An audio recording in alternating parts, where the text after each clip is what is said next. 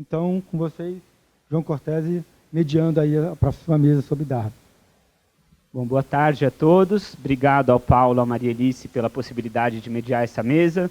Acho que eles quiseram acentuar o contraste, né? Que talvez eu seja o professor mais recente aqui do Instituto, e teremos a honra de receber dois professores aqui com uma longa carreira, admirável em vários aspectos, para falar sobre Darwin, né? Um dos autores aí pais da área, né? Então a gente vai ouvir primeiro o professor Roberto de Andrade Martins e depois o professor José Eli da Veiga. Eu fiquei muito feliz de conhecê-los agora.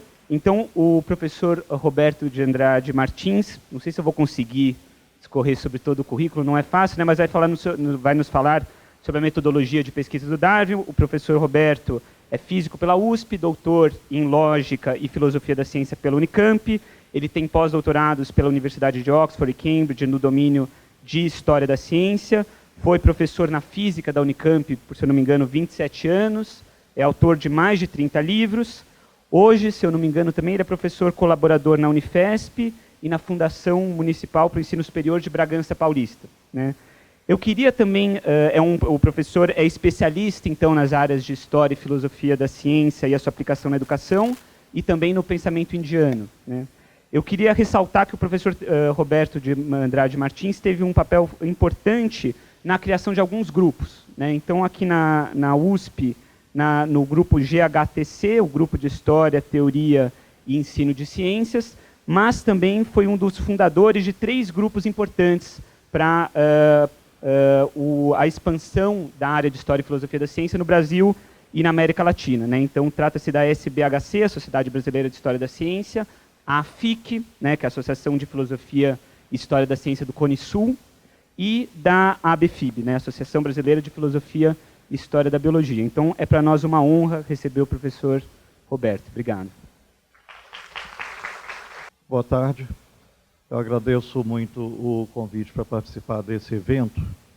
E eu me lembro de quando o Instituto foi criado. Primeiramente, existe a Faculdade de Filosofia, né? E houve o desmembramento, a criação dos institutos, e quando os institutos foram criados, eu era aluno aqui na Física, e foi aberta a possibilidade de fazer disciplinas em outros institutos, né? Então, 50 anos atrás, eu matriculei numa disciplina aqui de citologia, no antigo instituto, né? Então, conheço esse instituto há 50 anos. Bom, vamos lá. Falar um pouco sobre a metodologia do Darwin, né? E é claro que apresentar, né, a metodologia de pesquisa do Darwin é uma tarefa quase impossível por causa da vastidão do assunto, né? E totalmente inviável em um tempo de menos de 1 hora. A gente precisaria de pelo menos um curso, né, de 60 horas para tentar fazer justiça ao trabalho dele, então não espere um tratamento completo, né? Eu vou apenas comentar sobre alguns tópicos que eu considero importantes e sempre atuais, né? E começar explicando o que metodologia de pesquisa não é, né? Então, não existe uma metodologia científica única utilizada em todos os tipos de pesquisa, existem métodos específicos, diferentes conforme o campo de estudos e objetivo visado, né? Então não existe a metodologia, né? E em nenhum caso a metodologia é um processo que permite chegar à verdade, né? Os resultados obtidos pela pesquisa científica são sempre provisórios, não são uma verdade definitiva e não existe um método capaz de evitar erros, né? E qualquer pessoa, mesmo uma pessoa do nível de Darwin, né, chegou a conclusões que a gente considera equivocadas. Isso não quer dizer que ele usou um método errado, não.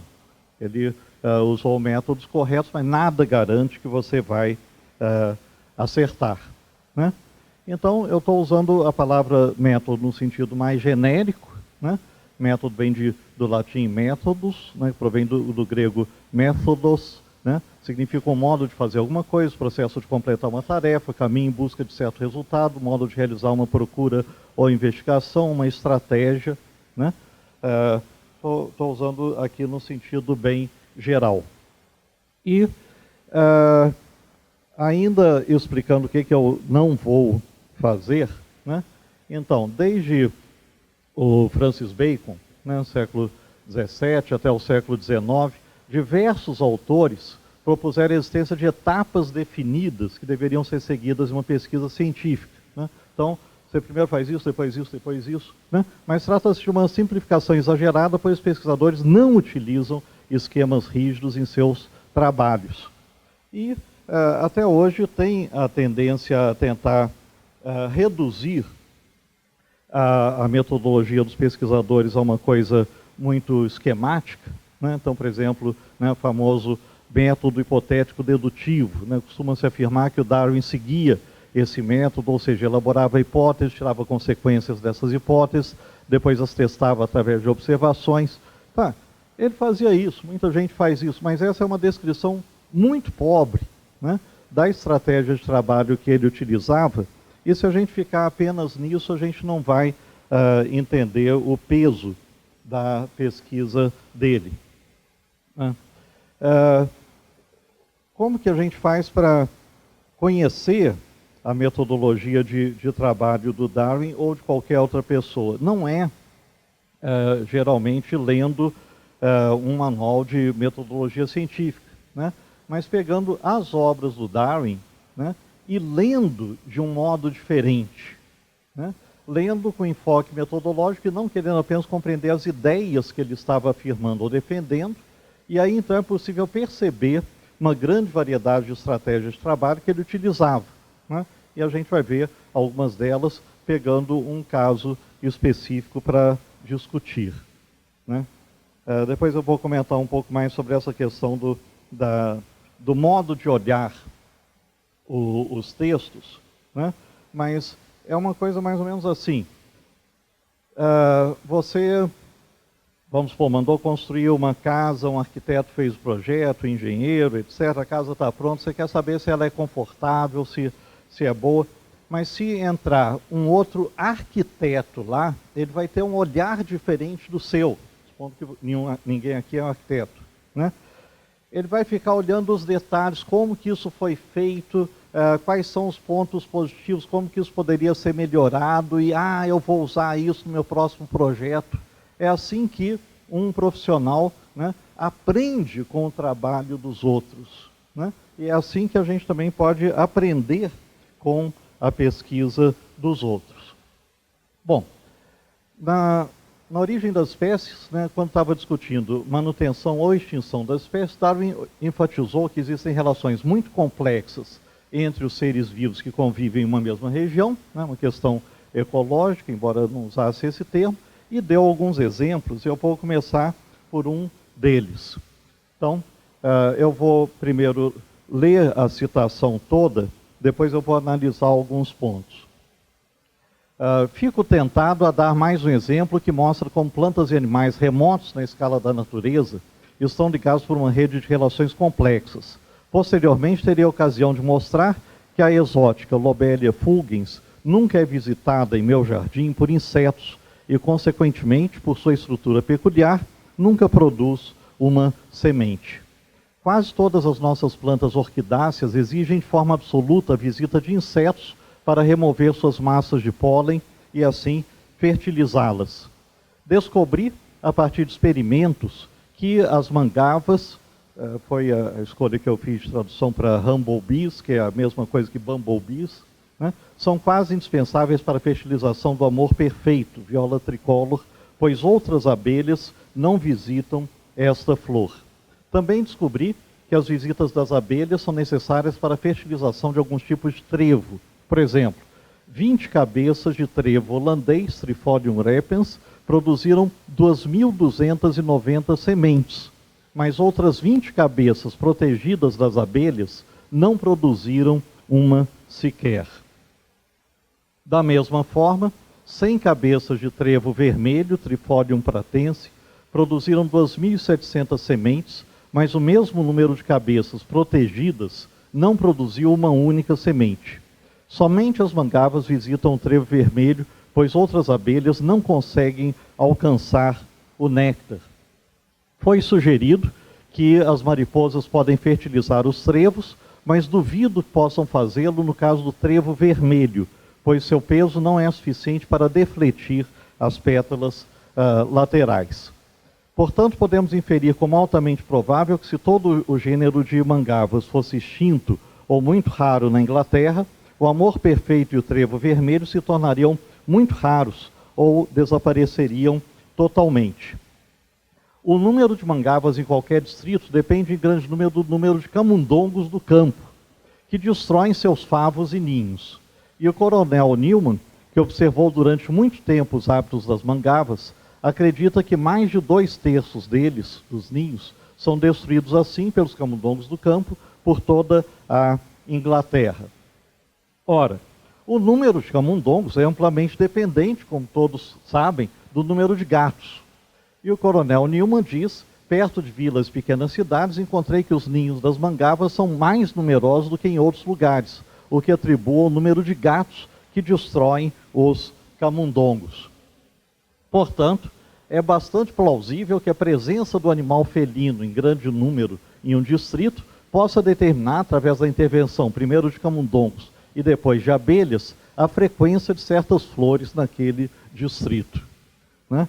Então, viva os gatos para ter amores perfeitos, né? Bom, como vocês veem, eu peguei um trecho da Origem das Espécies que não é central, né? Talvez não seja conhecido de todo mundo, porque eu não quero pegar realmente as ideias centrais do Darwin, mas eu quero trabalhar qualquer exemplo, né? De um modo diferente. Bom, eu estava falando bastante ali a respeito de fecundação, né? É importante assinalar que antes do Darwin, seguindo a proposta do Linné, né, um século e pouco antes, os naturalistas ainda pensavam que a presença dos dois órgãos sexuais, estames e pistilos, nas flores, determinaria a autofecundação, né? Então, a ideia de que a fertilização cruzada, né, do pólen de uma flor ser levado para outra, etc., é uma coisa que o Darwin foi quem esclareceu a importância disso em vários sentidos, né? No trecho citado, o Darwin descreveu as suas próprias observações e experimentos, né? A gente não costuma chamar a atenção para o aspecto de Darwin como experimentador. Na Origem das Espécies não tem tantos pontos em que a gente nota o Darwin fazendo experimentos, mas é só você ler com atenção que você vai encontrando, né? E coisas extremamente importantes, né? Para discutir como que sementes poderiam ser transportadas através de correntes marítimas, né?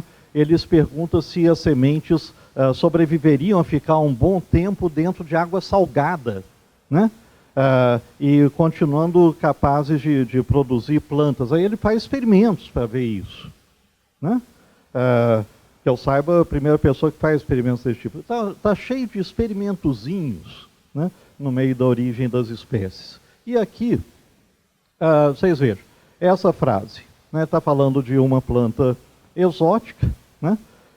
Ela nunca é visitada em meu jardim por insetos. Bom, alguém pode ter certeza, né?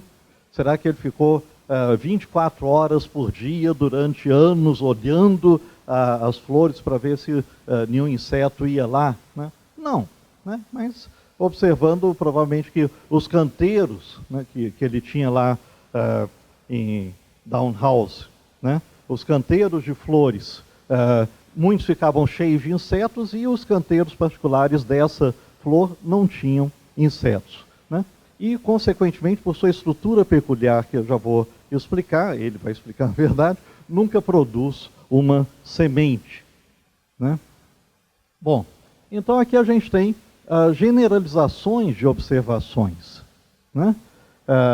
Ela nunca produz uma semente lá, né, no jardim dele, supostamente na Inglaterra como um todo, porque não tem os insetos adequados para fazer a polinização, que é uma planta exótica. Bom, em um outro trecho da Origem das Espécies, ele vai explicar um pouco melhor. Então ele diz: há na Lobelia fulgens um artifício realmente belo e elaborado, pelo qual todos os grânulos de pólen infinitamente numerosos são varridos das anteras conjuntas de cada flor antes que o estigma daquela flor individual esteja pronto para recebê-los. E como essa flor nunca é visitada por insetos, pelo menos no meu jardim, nunca produz uma semente. No entanto, colocando o pólen de uma flor no estigma de outra, eu produzo muitas sementes. Né? Um pequeno experimento. Né?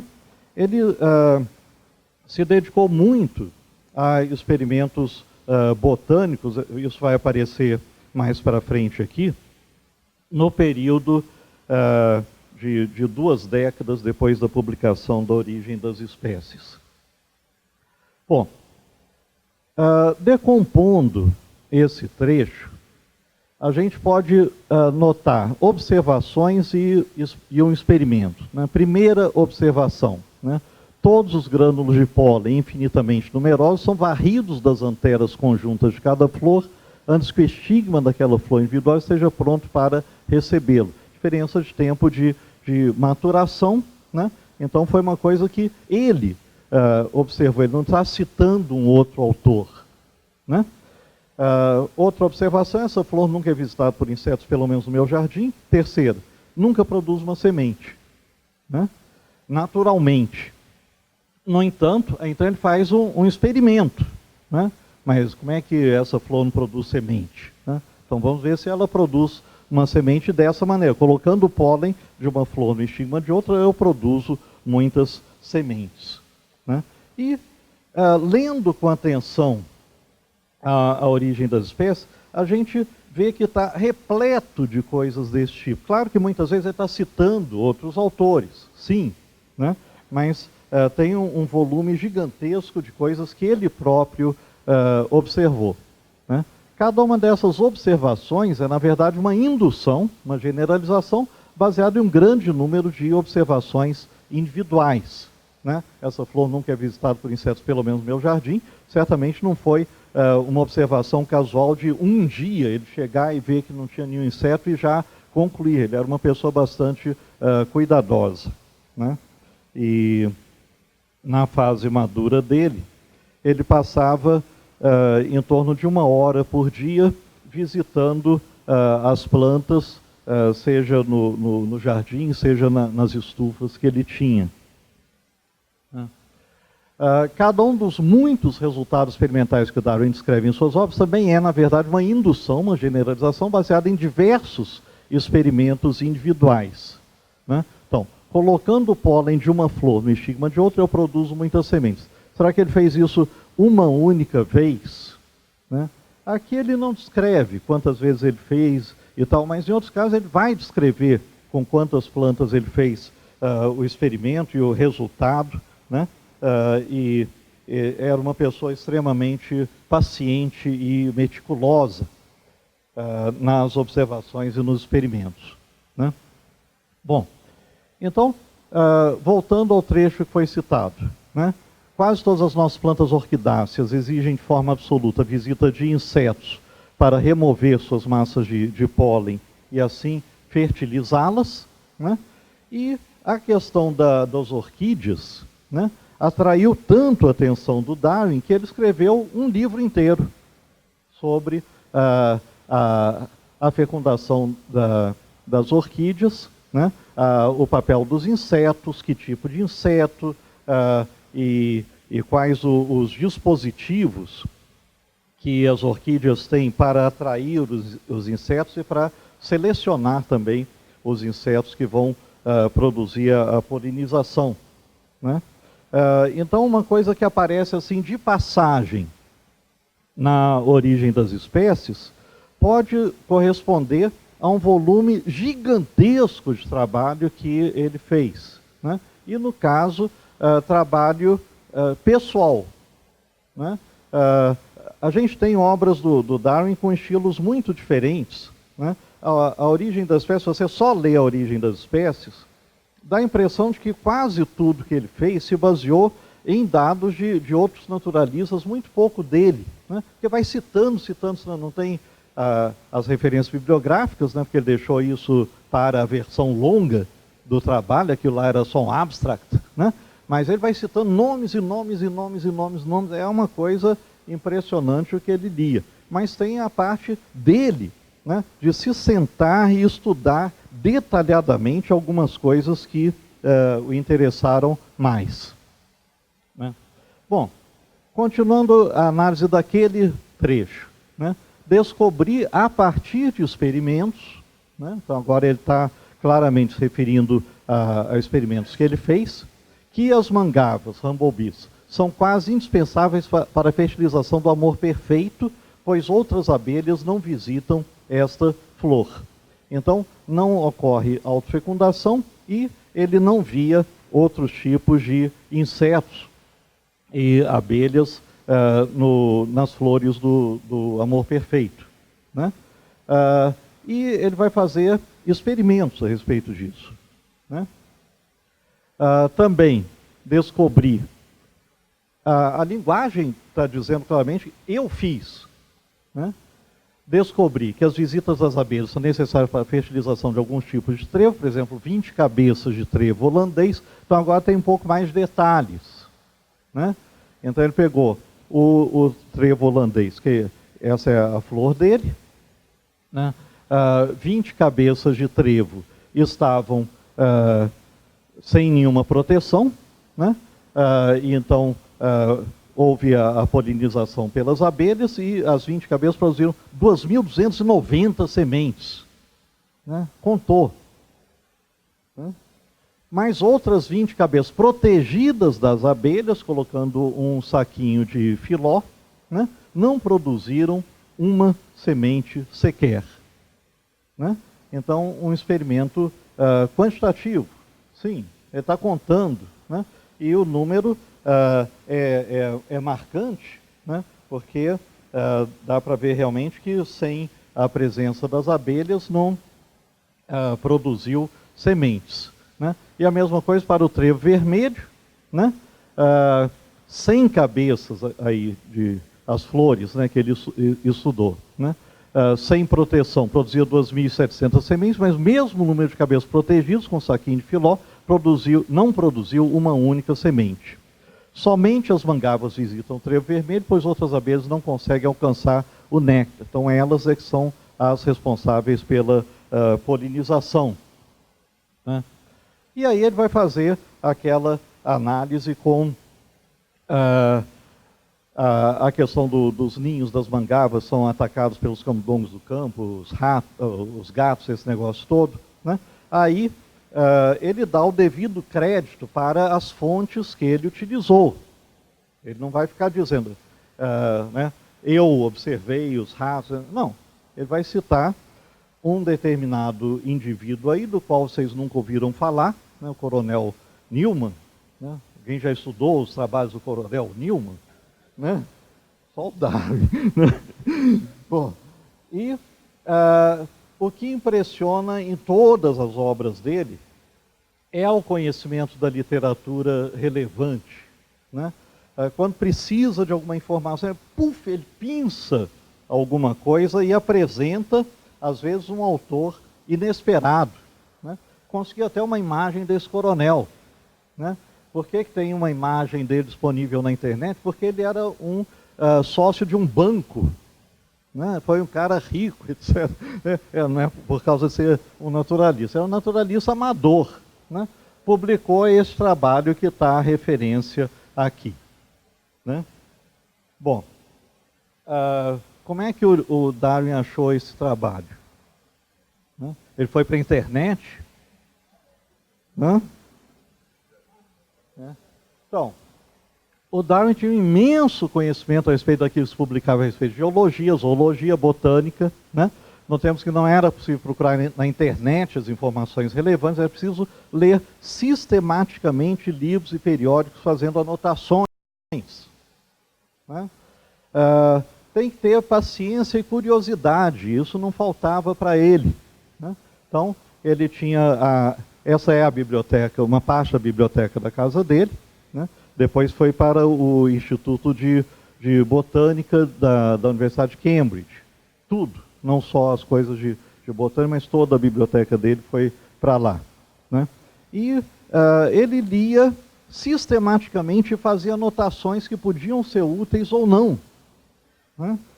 Bom, e apesar dos graves problemas de saúde que ele tinha, né, e que ele conseguia trabalhar poucas horas por dia, né, por causa das dores que ele sentia.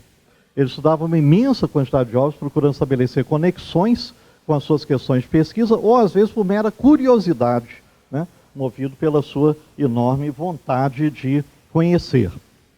Quando ele não obtinha as informações necessárias nos livros e periódicos, nem conseguia determinar aquilo que precisava por observações e experimentos dele mesmo, o Darwin recorria a outros naturalistas, horticultores, criadores de animais, etc. Manteve uma enorme correspondência para se informar sobre tudo. Né? Então, a gente sabe que são volumes dessa grossura que constituem a correspondência dele, algumas trocas de carta com naturalistas importantes, mas muitas vezes com pessoas totalmente desconhecidas por nós, né? Mas que, sei lá, um sujeito tinha criado uma nova raça de galos, e aí ele escreve para o cara, pede mais detalhes, coisas desse tipo. Né? Muitas vezes Darwin partia de observações casuais e depois realizava uma série de experimentos sobre o assunto. Por exemplo, seus estudos sobre a diferença entre autofertilização e cruzamentos de plantas surgiram de uma observação inesperada, conforme o relato do seu filho Francis Darwin, que foi um botânico, né? Então, relato do Francis. Meu pai havia cultivado 2 canteiros de Linaria vulgaris, um deles com descendentes de fertilização cruzada e outro de autofertilização. Essas plantas foram cultivadas para realizar certas observações sobre hereditariedade e não por qualquer opinião sobre cruzamentos. E ele ficou surpreso ao observar que os descendentes de autofertilização eram claramente menos vigorosos do que os outros. Né? Então, notou. Isso não estava testando nenhuma hipótese desse tipo, mas né, tem um canteiro e tem outro canteiro, e num as plantas são muito mais vigorosas do que as outras. Pareceu-lhe incrível que esse resultado pudesse ser devido a um único ato de autofertilização, e foi apenas no ano seguinte, quando precisamente o mesmo resultado ocorreu, no caso de um experimento semelhante sobre herança em cravos, que sua atenção foi excitada completamente e ele decidiu fazer uma série de experimentos especialmente direcionados a essa questão. Né? Então, alguém nessa época já tinha feito observações desse tipo? Já tinha algumas observações anteriores. Né? Mas o Darwin fica impressionado com a diferença de porte das plantas. Né? As de fertilização cruzada tinham mais ou menos o dobro da altura das de autofertilização, etc. Estou usando a linguagem dele. Né? E tem alguma coisa de interessante nisso. Né? Vamos ver o que é isso. Né? Não era um ponto central que ele estava estudando, né? Mas ele era uma pessoa curiosa e que não deixava escapar fatos interessantes que se apresentavam à frente dele.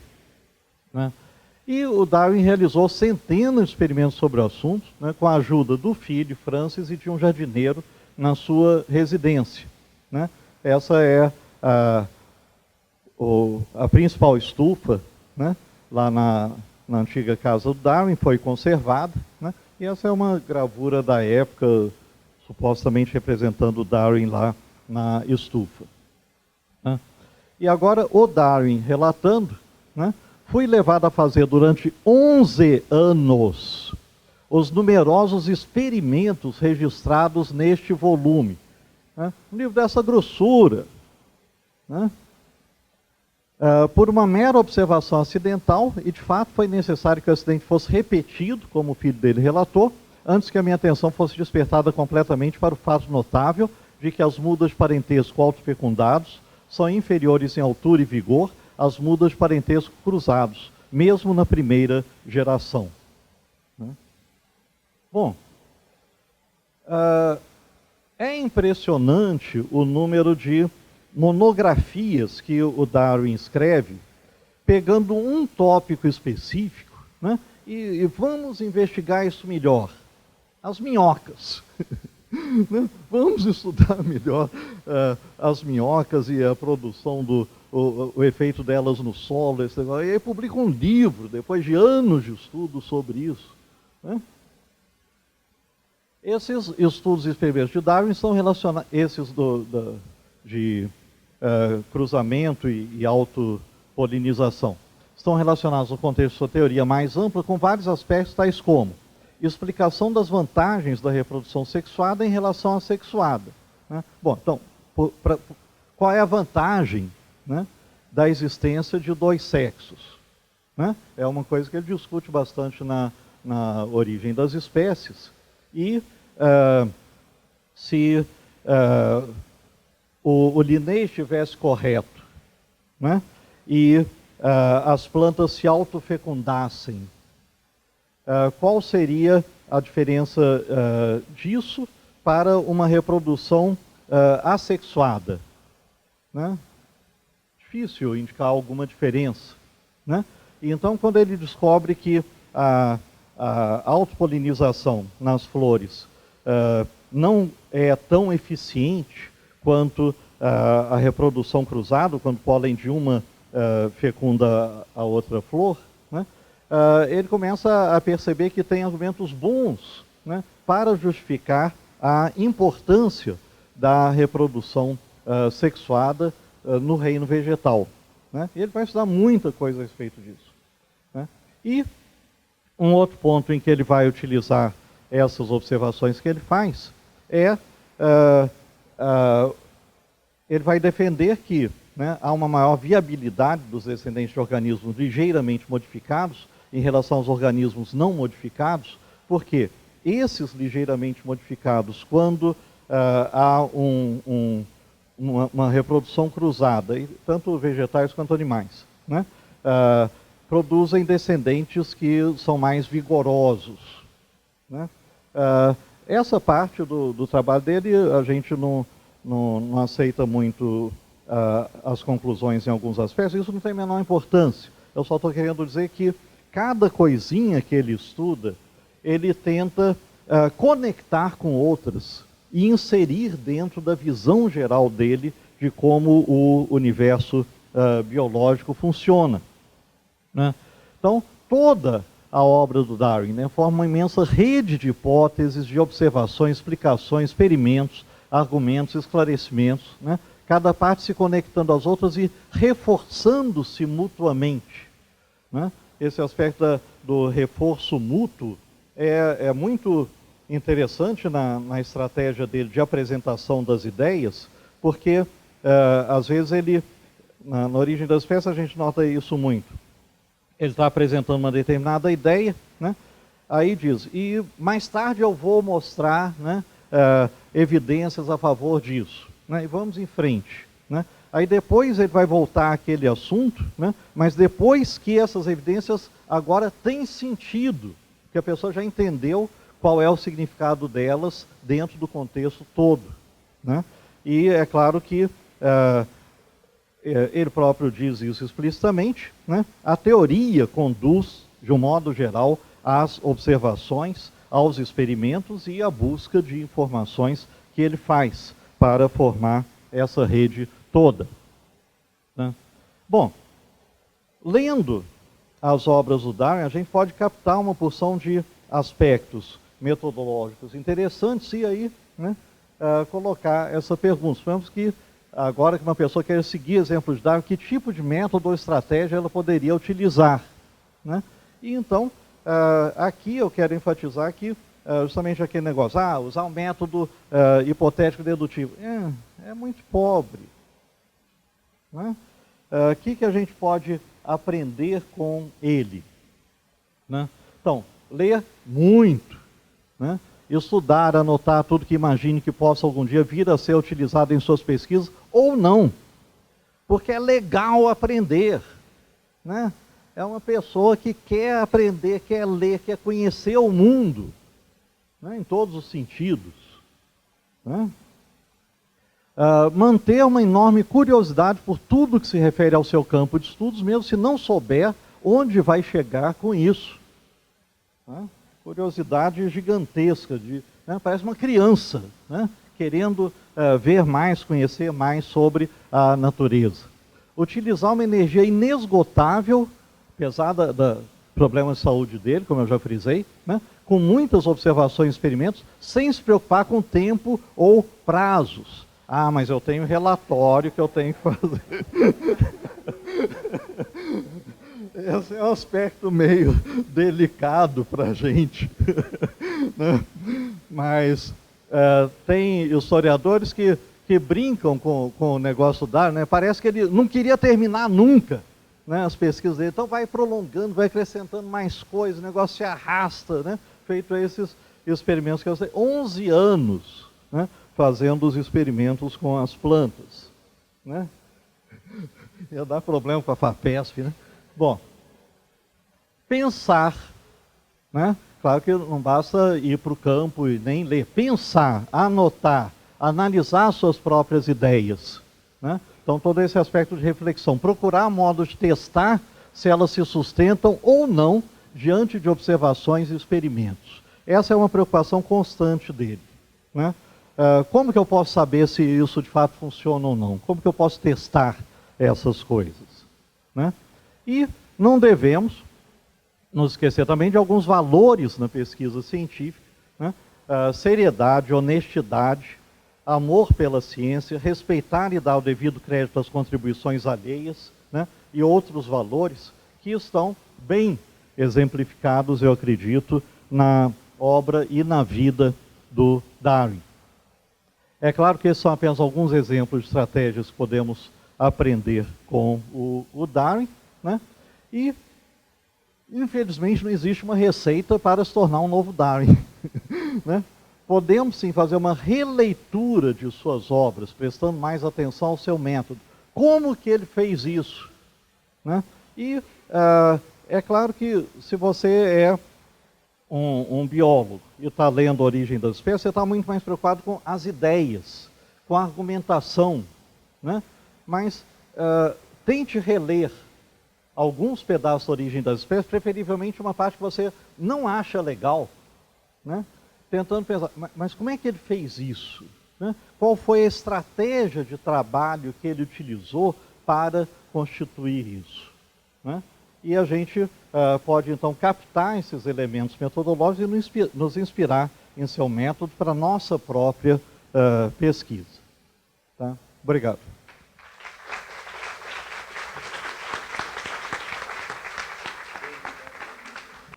Gente, então também estamos muito felizes de receber o professor José Liga da Veiga, né? A comunicação dele vai se chamar Por que a conjectura essencial de Darwin continua sendo tão preterida? Né? Então o professor José Eli fez a sua formação na França, né? Graduado como agrônomo lá, mestrado e doutorado pela Universidade de Paris. Ele foi professor na FEA aqui da USP durante 30 anos, né? Atualmente ele é professor sênior do IEA, estava me explicando o que significa ser um professor sênior, realizou já 5 pós-docs pelo mundo, tem uma presença importante na discussão dos campos de sustentabilidade. Eu vi que um dos últimos, dos 29 livros dele, trata do antropoceno, nessa discussão sobre se estamos entrando em outra área ou não. Ele é colunista no Valor Econômico, no Página 22 e também na Rádio USP. E vale mencionar também que foi um dos criadores do programa de pós-graduação em ciência ambiental, né? O PROCAM, que foi um programa interunidades da USP e atualmente está no IEE. Né? Então, obrigado, professor José Eli, pela presença. Eu nem sei, na verdade, como agradecer a oportunidade e a honra de participar dos 50 anos de uma instituição. Está funcionando? Maravilha. Eu vou começar dizendo para vocês que houve um embaraço para preparar isso aqui, porque com essa palavra preterida, eu vou tentar já explicar o que é essa conjuntura essencial, mas na primeira formulação que eu tinha feito para esse título, inclusive que eu tinha enviado provisoriamente, eu tinha posto ignorada. E depois eu fiquei pensando, não, ignorada não, muita gente conhece. Muito menos do que deveria, mas tem muita gente que conhece.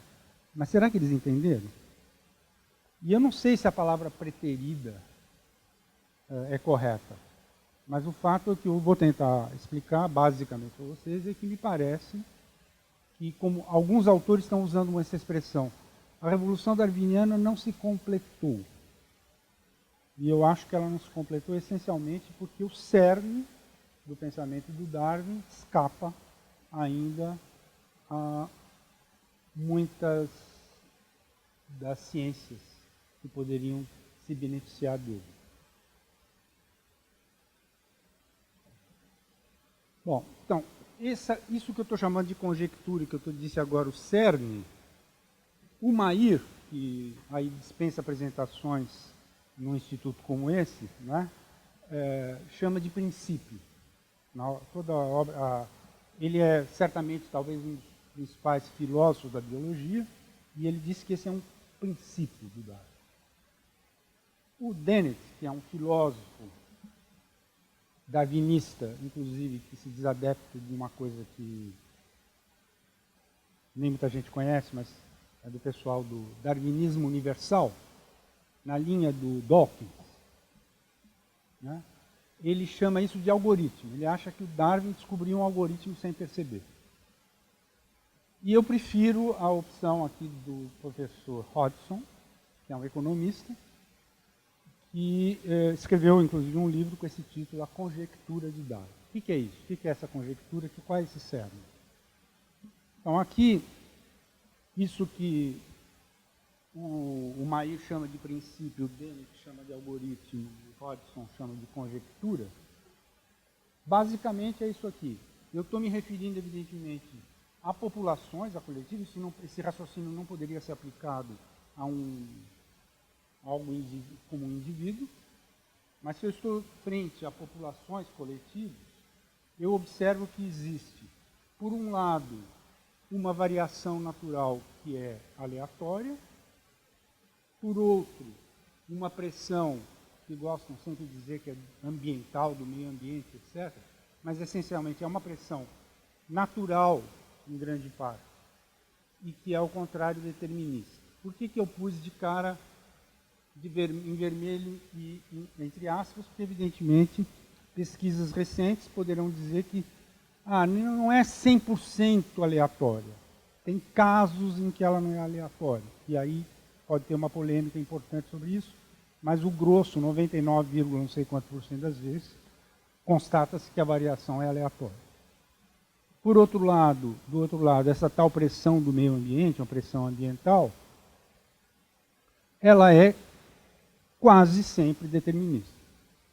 Então, eu posso dizer que ela é determinista porque se tiver alguma coisa que seja possível demonstrar que não foi determinista, isso é uma exceção. Pode ser considerado uma exceção. E é dessa oposição, ou dessa contradição, que resultam as replicações adaptáveis. Também pus entre aspas em vermelho adaptáveis, porque aqui o perigo é outro, é se achar que aquilo que foi o resultante é porque ele era o mais adaptável, e não necessariamente. Aquilo que foi o resultante pode não ter sido necessariamente o mais adaptável. Ou seja, com essa ideia de que o resultado dessa oposição é uma seleção de replicadores, e que esses replicadores são adaptáveis, houve uma certa corrente meio teleológica. Então, é porque é o mais adaptável que foi. Não é assim. Também não é assim. Então, tomando esses cuidados, isso aqui é o centro do raciocínio teórico do Darwin, que ele formulou, evidentemente, uma conjectura, porque, como a gente sabe, demorou muito tempo para que isso pudesse ser constatado. Basicamente, no começo do século XX, é que foi possível, vamos dizer, que essa ideia que ele teve, e que aí, fazendo um pequeno adendo à brilhante exposição do meu colega Roberto aqui antes, sobre o método, né, que em grande parte foi porque eles teve um clique quando ele leu o Malthus, e o Malthus, por sua vez, tinha se baseado no relato de um outro reverendo, que, por sua vez, tinha se baseado no relato sobre o Robinson Crusoe. É uma história interessante de conhecer, mas, assim, o Darwin não lia só os naturalistas. E a grande ideia dele veio justamente de uma leitura não da esfera disciplinar dele. Vamos dizer assim. Só estou reforçando o que foi dito antes. Muito bem. Eu devo acrescentar a isso é para o meu raciocínio é absolutamente fundamental, que o Darwin, de tudo que ele escreveu, inclusive a obra dele sobre minhocas, e essas que foram citadas antes, é um número que eu nem me lembro mais quantos são, os livros que ele publicou, se você pegar todos esses que eram, desde o primeiro relato do Beagle, lá que ele teve que fazer junto com o comandante, eu acho que existem duas grandes obras de síntese. Se você está interessado, como é o meu caso, pelo lado teórico da coisa. São duas. Só que todo mundo acha que conhece o Darwin porque leu uma. Se você ler só a Origem das Espécies, eu acho que não dá para entender o pensamento do Darwin. Porque tem uma coisa básica que ele não incluiu, que apareceu só em 1871, quer dizer, 12 anos depois. Eu pus aí de propósito embaixo Origem e Descendência, porque a tradução desse livro no Brasil e em Portugal saiu com títulos diferentes. O mais comum é que se diga a origem do homem, né? Tem gente que contesta que isso seja uma boa tradução, mas de fato, assim, se tivesse que dar um título para o livro, é a ascendência do homem. Seria, né, a ideia da ascendência do homem. E aqui é uma questão muito séria e importante para dizer o seguinte: não é que ele tinha, depois de escrita a Origem das Espécies, ele passou 12 anos estudando o homem e aí ele publicou sobre o homem. Nada disso. Tudo que está na origem do homem, vamos chamar assim, eu prefiro a descendência, mas enfim, já estava na cabeça do Darwin quando ele publicou a Origem das Espécies, porque isso foram coisas que ele começou a anotar muito antes, naqueles primeiros cadernos, logo depois da volta do Beagle, que ele começou o caderno A, caderno B, naqueles cadernos já está o essencial de quase tudo. Ele teve, na verdade, um clique quando ele leu o Malthus, vamos dizer assim, que permitiu que aquilo tudo se juntasse e se organizasse. Mas o que ele já tinha estudado sobre essa espécie particular que ele chama o homem, era anterior. Tanto é que, espero que o próximo slide era esse mesmo, numa carta ao Wallace, vejam bem, do final de 57, então o Wallace tinha perguntado para ele se ele também ia incluir na origem do livro que ele estava escrevendo, se ele iria incluir o homem. E ele responde que não. Então é o seguinte, a Origem das Espécies, na verdade, podia ter 15 capítulos em vez de ter 14. E um último capítulo ser sobre a espécie humana. Não é? Mas ele explica aí por quê. Ele tinha tanta certeza que isso ia causar um forró-bodó, como causou, tá certo? Que ele, para não prejudicar o trabalho dele, foi um cálculo político perfeito. Porque na Inglaterra dessa época, iam usar só o capítulo do homem para destruir aquilo que ele estava... Quer dizer, ia ser mais ou menos jogar o bebê junto com a água do banho. Usando uma expressão... Não é? Então ele foi correto da parte dele. Só que isso também causou um problema secular. Mesmo que tenha evitado para ele, mesmo que ele tenha conseguido legitimar o trabalho dele, publicando a Origem das Espécies sem falar do homem, isso, como eu vou tentar mostrar, é uma coisa que causa até hoje consequências graves. Por quê? Porque tem 3 afirmações na conclusão do livro dele, da segunda grande obra, isto é, A Descendência ou A Origem do Homem, que estão bem no finzinho lá, que chama Sumário e Conclusões, alguma coisa assim, que é o capítulo 21, e que eu vou fazer questão aqui de, então, essa aí devagar, uma por uma dessas 3. Primeira, No que diz respeito à natureza do homem, outros fatores superaram a luta pela existência. Ora, se eu pego todas as polêmicas que surgiram depois do Darwin, ao contrário, o que sempre se quis explicar é que o que explica, o que sempre se quis explicar as sociedades humanas como uma luta pela existência. E está lá com uma clareza tremenda, e nesse caso do homem, essa expressão luta pela existência foi superada por outros fatores, mesmo que isso ainda seja muito importante. Tá? Isso está dito assim, com uma limpidez tremenda na conclusão da segunda grande obra. Segundo, ele diz que as qualidades morais avançaram muito mais do que os efeitos da seleção natural, devido às consequências dos hábitos, dos poderes do raciocínio, da instrução, da religião e outros. Está dizendo o seguinte, olha, presta bem atenção, isso aqui, no caso dos homens, eu observar como é que evoluíram os hábitos, como é que evoluíram os poderes do raciocínio, como é que evoluiu a instrução, é mais importante que a seleção natural. Então aqui eu já poderia até fazer uma observação que, em princípio, eu tinha reservado para mais para frente. Se eu ficar só com a origem das espécies, eu vou concluir que a lição que a gente tira para os humanos é que a gente devia ser a favor da eugenia. É uma conclusão lógico-dedutiva.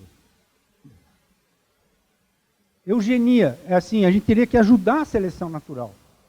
E muita gente comete muitos erros quando procura, em princípio, ser contra o Darwin, criticar o Darwin, porque faz esse raciocínio.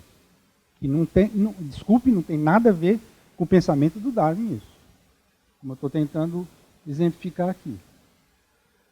E mais, terceira observação, foram os instintos sociais que proporcionaram o desenvolvimento moral. Então aí tem que discutir também, evidentemente a gente teria que voltar a um capítulo onde discute instintos, evolução dos instintos em geral. O que são os instintos morais? Mas, resumidamente, normalmente, quando a gente compara a origem das espécies ao que essas três afirmações que eu acabei de pensar da conclusão da segunda grande obra, que é a origem do homem, em vez de eliminação dos menos aptos, da extinção de enfermos e portadores de deficiência, do funcionamento de uma espécie do lei do mais forte e do mais numeroso, ao contrário, você tem evolução de deveres de assistência, socorro, reabilitação muito cedo, proteção, higiene e medicina um pouco depois, e uma verdadeira intervenção contra a desqualificação social. Essa expressão efeito reversivo da evolução não é muito comum, né? Mas a ideia é assim, se eu pegar só a origem das espécies e pensar só em termos de seleção natural, a lógica seria bem diferente disso tudo aqui. Isso aqui não teria acontecido, não teria ocorrido. Então, a seleção natural selecionou a tendência civilizadora, porque tudo aquilo que eu exemplifiquei agora eu posso resumir nessa expressão tendência civilizadora. E que, então, ela selecionou uma coisa que se opõe a ela. Então, a seleção natural selecionou o seu contrário? Eu faço a pergunta. Agora nós vamos entrar aqui num campo essencialmente filosófico. O que é isso? Que é uma coisa que é uma lei, que é a seleção natural, e que seleciona o seu contrário. Para a filosofia analítica, e aí vai ser interessante, porque nós contamos aqui com um jovem professor de filosofia do Instituto, eu tive um imenso prazer de conhecer, o Cortese, né? Apesar de vocês chamarem ele de Cortese, vocês é que estão errados. Eu acabei de conhecê-lo, a gente teve um papo muito interessante aí de uma meia hora, e ele provavelmente vai poder entrar nessa discussão aqui, porque agora o terreno é essencialmente filosófico. O que é isso? O que um filósofo dito partidário da filosofia analítica me diria disso aqui? Que não faz nenhum sentido. Uma coisa que seleciona o seu contrário é uma coisa que não faz sentido para um filósofo analítico. Claro que faz todo sentido para os historicamente opositores da filosofia analítica, que é a filosofia dialética. É fora de moda. Tudo bem. Eu não vou aqui fazer essa briga. Eu vou encontrar um centrão. Vocês vão ver. Eu já anuncio que vai ter um centrão. Mas assim, evidentemente que tendo que optar entre as duas, obviamente que me parece que essa conjectura do Darwin, como eu exemplifiquei, aquela que eu posso voltar ao slide até para ficar mais fácil. Isto. Não tem nada mais dialético do que isso aqui. Quer dizer, se é que... Porque eu preciso confessar para vocês que o número de livros e autores que eu li sobre a dialética é de matar. E eles são extremamente confusos. Se tem uma coisa, é filósofo ser, vamos dizer, autorreferente e entrar em discussões que são absolutamente incompreensíveis para os que... Eu não sei, dá a impressão que o cara escreveu um livro que só meia dúzia de colegas dele vão conseguir entender e mesmo assim a gente fica na dúvida. Particularmente nesse terreno da dialética. Agora, se a gente deixar de lado essa ideia de dialética do Horkheimer, dialética do... e mesmo a do Popper, coisa parecida, ficar só assim, aquela do Hegel, básica. Não, isso aqui é o exemplo típico do que o Hegel achava que era dialética. Muito bem.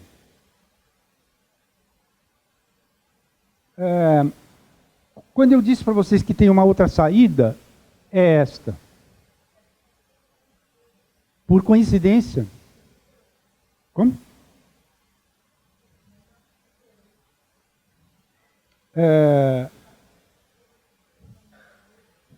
Da Marina, é o símbolo da Marina. É o símbolo da rede. Rede de solidariedade, rede de sustentabilidade, usa a fita de Möbius como seu símbolo.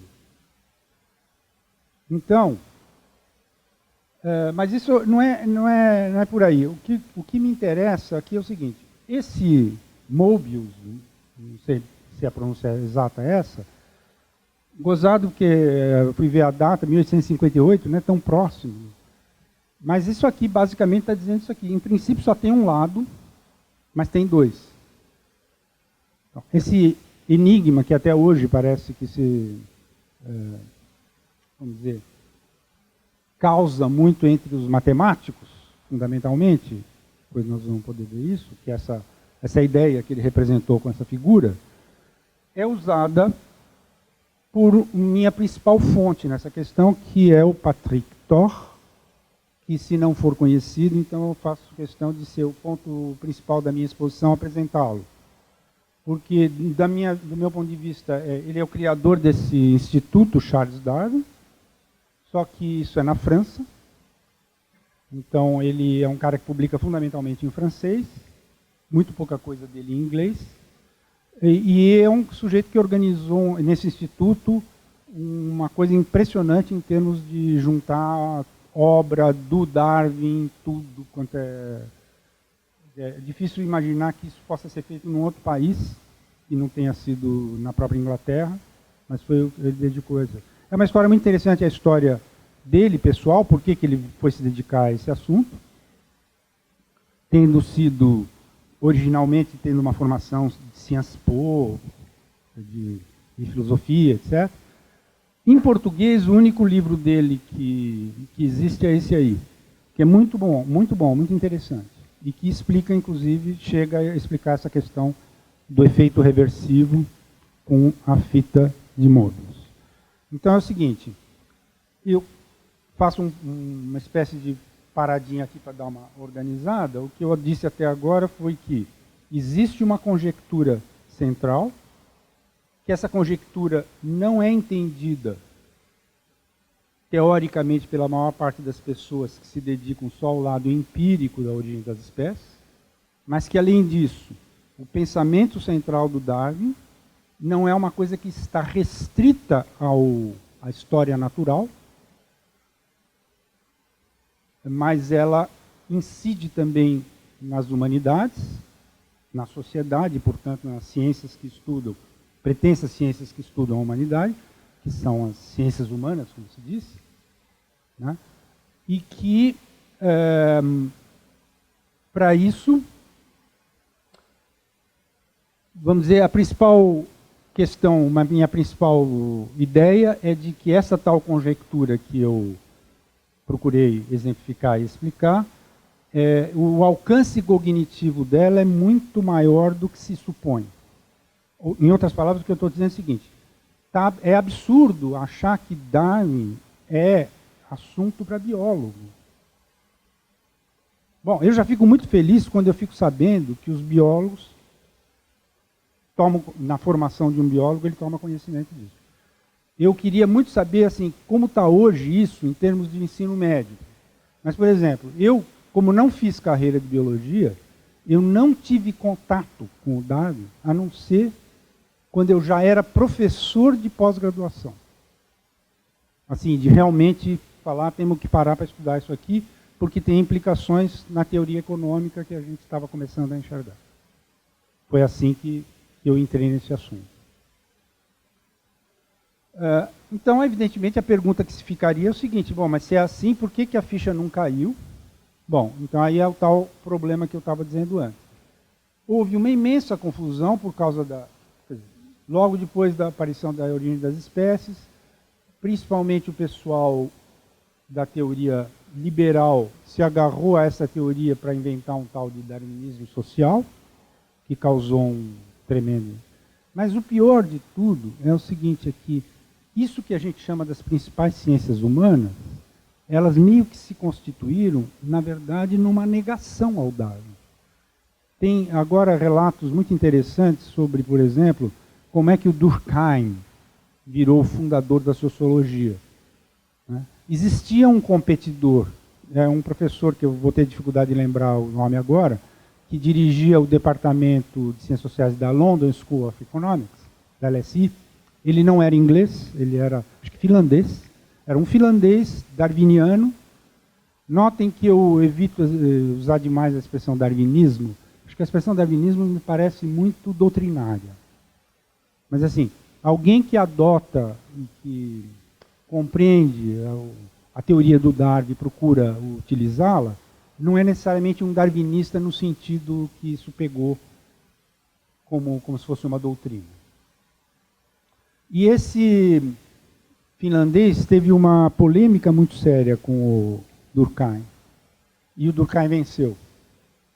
E tem relatos sobre isso interessantes. E o Durkheim, ele foi o cara que estabeleceu a sociologia. Por quê? Porque ele disse assim, um fato social só pode ser explicado por um outro fato social. Ora, nessa maneira de colocar a questão, então, o lado natural, ou o substrato natural dos fenômenos sociais, eles são totalmente ignorados. E ainda hoje é verdade isso. Por exemplo, nos departamentos de antropologia é uma guerra entre os antropólogos evolutivos e os antropólogos culturais, acho que eles chamam assim, né? E tem gente que não pode ouvir falar em você dizer que o Darwin tem que ser estudado pelo pessoal das humanidades. Mas, enfim, do meu ponto de vista, Darwin devia ser central num programa de ensino do ensino médio, independentemente se a pessoa tem inclinação para ir para o lado ou para o outro, para as humanidades ou para as ditas naturais, e vice-versa. E isso é um processo que eu tentei resumir mais ou menos assim. De 1871, que é a data da publicação do Descendência do Homem, até o começo dos anos 70, foi uma confusão tremenda. Eu fiz a revisão de estudo, depois eu vou indicar para vocês, se vocês quiserem ver onde é que está. Uma confusão muito grande. Vejam que já acontece aí, antes de 1971, evidentemente, a tal síntese moderna. Então, do lado, principalmente graças à genética, há a síntese moderna que é elaborada, grosso modo, entre os anos 40 e 50. Não é bem disso que eu estou falando. O que eu acho é o seguinte, é que essa confusão toda ainda continuou praticamente até os anos 70, quando surge a polêmica da sociobiologia, puxada pelo Wilson. E aí também foi uma coisa extremamente confusa, né, aquela discussão, e a maneira como, inclusive, o Wilson foi tratado, né, e ele tinha razão. Eu acho que hoje, vendo depois, ele tinha toda a razão. mas ele foi tratado de uma maneira absurda na academia, mas sobreviveu, né? Continua firme lá em Harvard. E até 2005, o que se nota é uma retomada, que eu estou chamando aí. Entre os sinais dessa retomada, o surgimento de sociedades científicas baseadas na ideia de que a teoria darwiniana se aplica a vários campos do saber e não só a história natural, ou a biologia, ou o que vocês queiram. Né? Pelo menos, surgiram nos anos 80 pelo menos 3. E depois aí tem um slide, se der tempo eu mostro com o nome dessas entidades e tal. Bom, e o de 2005 para 2006,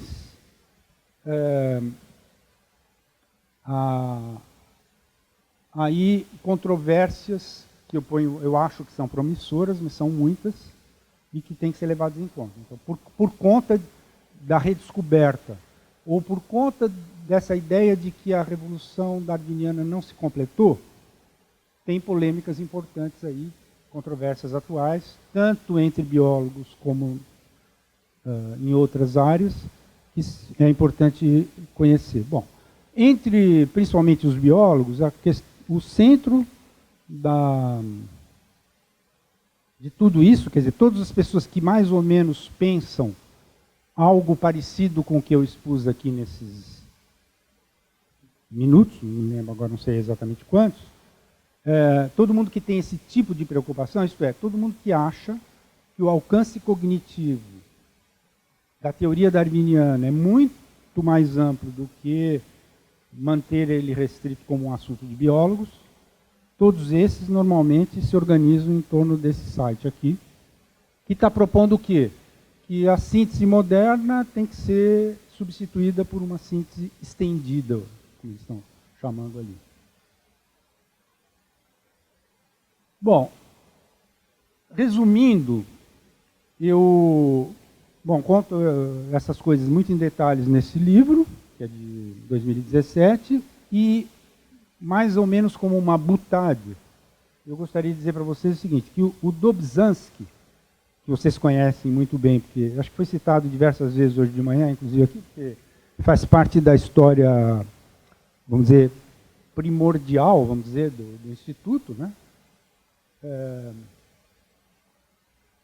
Essa frase dele é extremamente repetida. Eu vejo em tudo, quase tudo que eu leio, em algum momento aparece que o Dobzhansky tem essa frase, que na biologia nada faz sentido se não for a luz da evolução. Então, primeiro, não acho que é só na biologia, isso acho que já insisti bastante, mas mesmo eu queria chamar a atenção para vocês por essa palavra evolução. Evidentemente, quando ele disse isso, quando ele escreveu isso, e para ele evolução e teoria darwiniana era a mesma coisa, mas não é. Tem outras teorias da evolução. Na área especificamente natural, tem um ressurgimento do lamarckismo, por exemplo, recente, bastante, forte. Tá? É outra teoria. E se você não fica restrito à história natural, tem umas 5 teorias da evolução. Então eu não gosto quando aparece a palavra evolução como se já dissesse tudo. Não, teria que ser a luz da evolução. Ele quis dizer a luz da evolução darwiniana. Então, para mim, seria mais ou menos o seguinte, que não é na biologia, é nas ciências em geral, que nada faz sentido se não for à luz da teoria do Darwin ou da conjectura central do Darwin que eu apresentei aqui. Eu tinha planejado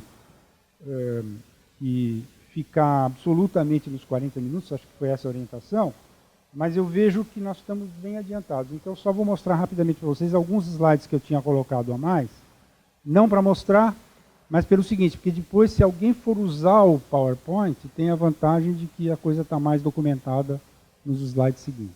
Então, eu vou passar rapidamente. Bom, as controvérsias da biologia, quais são? Principalmente uma que criou uma polêmica tremenda na Nature, acho que inigualável, porque eu não conheço nenhum artigo da Nature que tenha sido respondido assim por um coletivo de pesquisadores que vá além dos 10. E esse aqui foi respondido por 100 e tantos. Né? Então, se tem uma coisa que é controvérsia, realmente, foi esse trabalho do Nowak, que também é lá de Harvard, né? Eu já vou mostrar uma foto dele, junto com o Wilson e essa... Eu não sei dizer... por aí só está, por enquanto, citado o Nowak, né? Mas são esses três aqui, o artigo dele. E esse livro do Nowak, que é absolutamente sensacional e que eu acho um pecado que ele não tenha sido traduzido, sobre a cooperação. Eu nem entrei nesse assunto, né, o altruísmo, etc., mas a polêmica toda foi gerada por eles. Então, entre eles e os cento e tantos pesquisadores que assinaram uma espécie de abaixo-assinado contra eles na Nature, evidentemente é uma controvérsia aberta. A outra, evidentemente, é mais conhecida, que é da Jablonka com a Lamb, que são aí as dimensões da evolução. Aí a capa está em inglês, mas eu queria aproveitar, já que eu pude mostrar o slide, dizer para vocês que existe uma excelente tradução em português, publicada pela Companhia das Letras, e que o tradutor foi o Cláudio Anjo. Realmente é muito raro que a gente, lendo o mesmo livro no original e numa tradução, fique satisfeito com a tradução, e essa, eu diria assim, fiquei até muito satisfeito com a tradução. Recomendo muito. Elas, por exemplo, acham que a evolução darwiniana, eu não sei se elas colocariam o adjetivo, porque existe algum grau de lamarckismo entrando nessa discussão, que ela é genética, epigenética, comportamental e simbólica. São 4 dimensões, então já imediatamente extravasaria o terreno dito estrito da biologia. Nas neurociências, a obra ele é prêmio Nobel, mas ele foi prêmio Nobel, o Edelman, ele foi prêmio Nobel de medicina antes de ter desenvolvido toda essa teoria que ele chamou de neurodarwinismo, ou darwinismo neural. Na física quântica, não é assim, não são muitos autores, mas, enfim, o darwinismo quântico, principalmente esse Zurek. E nas humanidades, eu vou terminar por aqui, o principal é o seguinte: há outros autores, eu citei no início, por exemplo, um economista que é o que mais me inspirou nesse caminho, que é o Hodgson, mas vejam que este sociólogo escreveu coisas fantásticas, contando a história toda, inclusive sobre as outras teorias da evolução, que não são a darwiniana. E lá está a lista das três entidades que surgiram nos anos 80, e que, de certa forma, vamos dizer, vão na linha do que eu expus aqui. E a ideia central, repito, é que o alcance cognitivo da teoria darwiniana é muitíssimo mais amplo do que se imagina. E eu torço para que vocês, jovens alunos aqui que estejam assistindo, levem isso muito a sério. E levem para os seus futuros alunos e seus colegas e assim por diante. Muito obrigado. Antes de mais nada, agradecer pelas brilhantes apresentações, assim, de um nível fantástico. Muito obrigado mesmo, né? Mas eu tenho uma questão para ser colocada para o professor José Eli com relação a que ele apresentou. Eu não sei qual é o nome que se dá a isso, poderia ser esse paradoxo que se dá, né, dessa aparente contradição que existe entre seleção natural e algumas coisas com cooperação. Mas eu acho que essa discussão toda que existe com relação da evolução da eusocialidade, do altruísmo, etc., não é conceitualmente diferente da evolução da multicelularidade. Porque nós estamos vivendo numa situação, né, que você tem todos os organismos multicelulares em franca minoria com relação aos unicelulares que estão aí, pelo que a metagenômica mostra, muitas ordens de grandeza maior. É simplesmente isso. E não para mim não tem diferença. Eu gostaria da sua opinião sobre isso. Francamente, eu não tenho opinião sobre isso, porque vou precisar pensar na tua questão bastante e me informar, etc. Mas eu acho que sensação que você subestima o rombo, o rolo que foi, toda a confusão que foi criada no seio das ciências, e principalmente uma espécie de biofobia das ciências humanas. Ciências humanas são biofóbicas, né? Então, subestimar isso, seja qual for o argumento, não vai me convencer. Agora, eu vou ver se a sua observação me faz ou não ter uma opinião em breve. Confesso que eu não pensei nisso.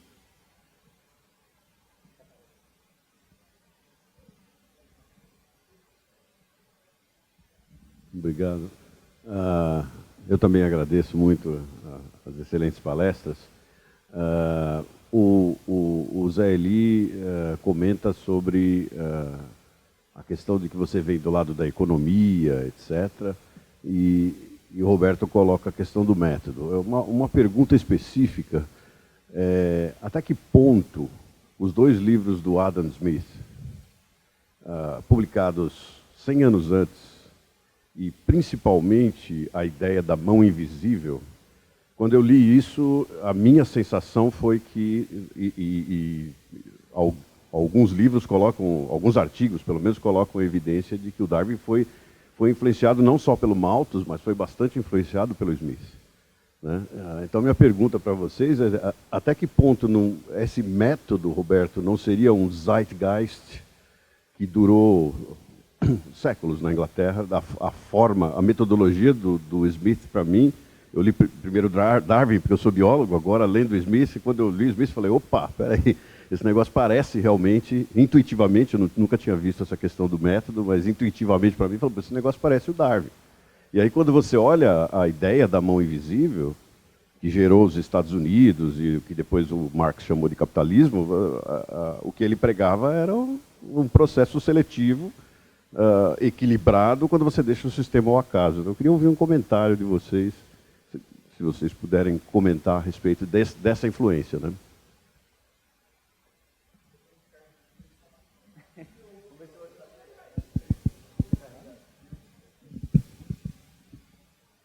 Olha, eu acho que com certeza ele foi muito influenciado pelo Adam Smith, até porque o Adam Smith era um filósofo dos mais importantes que todo mundo era obrigado a ler, e não tinha como, talvez o mais importante. O Adam Smith hoje é considerado um pensador econômico, né? Mas ele era um professor de filosofia moral. A grande obra dele é filosofia moral. Então, com certeza, o Darwin... Onde é que eu me baseio para dizer que a influência central foi o Malthus? No que foi a virada para ele. Porque ele mesmo conta isso. Aliás, eu digo o seguinte para vocês, olha, principalmente para esses jovens que estão aqui. A autobiografia do Darwin se lê num fim de semana.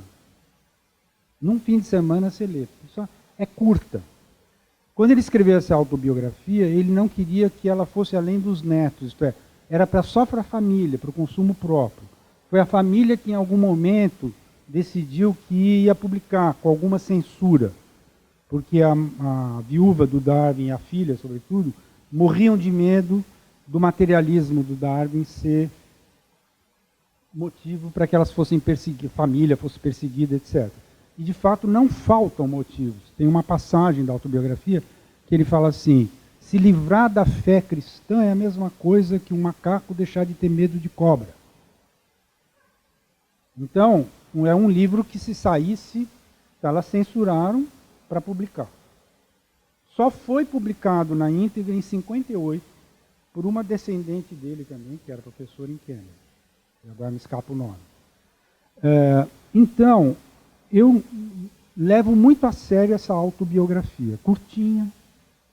E ele conta isso, ele conta que ele não tinha ainda conseguido entender e que um dia ele voltando, ele estava numa charrete, aquela charrete, chegando na casa dele, deu um clique quando ele pensou nessa história que o Malthus se baseou, secundariamente, porque tinha tido um outro livro antes, na mesma linha, que eram livros em geral contra a lei de proteção aos pobres. E qual que era o base fundamental? Quer dizer, o Robinson Crusoe é um romance que todo mundo teve algum contato, né, do Defoe, escrito 100 anos antes, sei lá, não me lembro mais, e que é baseado num relato verídico. Teve um marinheiro que ficou 4 anos obrigado a ficar numa ilha que hoje se chama Robinson Crusoe, que é aqui na costa do Chile, e que ele observou a seguinte questão, é que a ilha primeiro foi povoada por cabritos, porque algum navio que passou lá largou. E aí esses caprinos se multiplicaram de uma forma incrível e tomaram conta da ilha. Passa um tempo, chega um outro navio e deixa um par de galgos. E os galgos começam a atacar os cabritos, e aí depois de um tempo só tinha cabrito no topo da montanha mais alta, que tem montanhas bastante altas nessa ilha, e o resto tinha sido extinto. Eles se partiam desse raciocínio, que é a lei do mais forte, quanto a isso você não pode fazer nada, e etc, etc. Então, não vou ficar explicando aqui qual foi a lição que o Malthus tirou disso. Mas para o Darwin não interessou a lição moral que o Malthus teria ou não tirado disso. Para ele interessou essa lógica de que, raciocinando sobre o fato de que uma espécie se adaptou tremendamente ali, como o ecossistema foi praticamente dominado por aquela espécie animal, e depois uma outra vem e entra em competição, e não sei o quê, numa espécie de experimento, né? Quer dizer, ele não fez o experimento, mas assim, é quase como se ele lesse o relato de um experimento. E ele disse que foi isso que deu é o Darwin que diz, que foi isso que deu para ele a chave para ele formular a coisa no plano teórico. Então, isso não necessariamente vai contra a sua impressão de que a influência teria sido mais do Smith.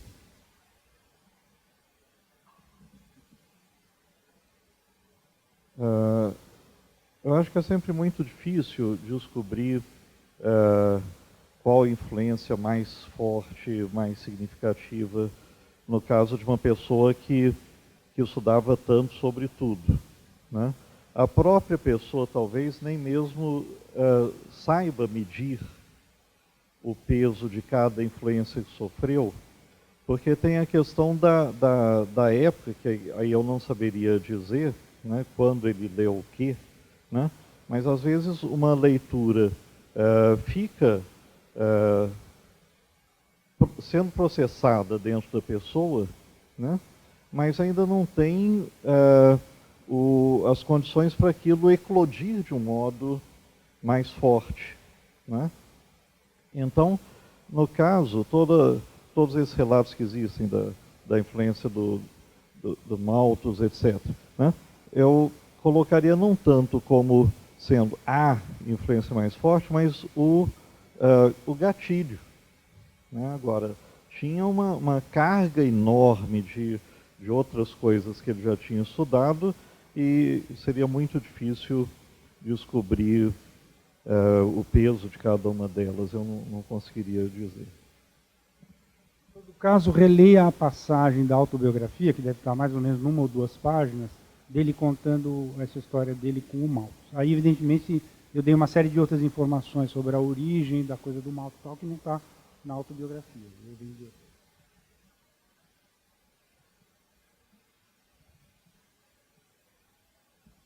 Olá, obrigada. Parabéns pela palestra dos dois, obrigada pela presença. Eu, na verdade, quero citar um terceiro livro do Darwin, que eu fiquei conhecendo esse ano, que pode ser, às vezes, um complemento também para a palestra dos dois, que é a Origem das Emoções no Homem e nos Animais. Eu acho que ele foi publicado em 1972, se não me engano. Exato, exato. E foi aí que ele tentou também trazer o homem, né, para todos os assuntos que ele estava discutindo. E ele também discute a base da ancestralidade de algumas emoções, assim como ele também levanta a discussão de que outras emoções são inatas aos homens e traz algumas informações sobre os aspectos biológicos do comportamento. Queria saber a opinião de vocês sobre esse trabalho.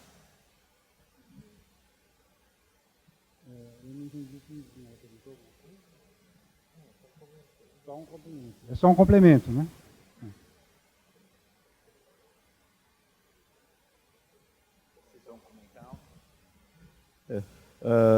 Queria comentar sobre comentar. Tem, além disso, as coisas que o Darwin não publicou, né? Porque ele tinha interesses tão amplos, então ele começou a trabalhar sobre a parte de instintos, né? O que a gente chamaria de psicologia comparada, etc. Ele mesmo percebia que não dava conta de tudo. A parte de instintos e que a gente chama de psicologia comparada, ele passou para, né, o George John Romans, que trabalhou bastante tempo com ele, porque não dá para fazer tudo, nem sendo Darwin. Né? Mas é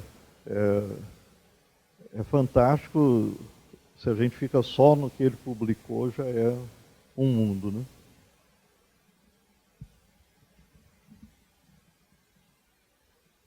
Mais questões?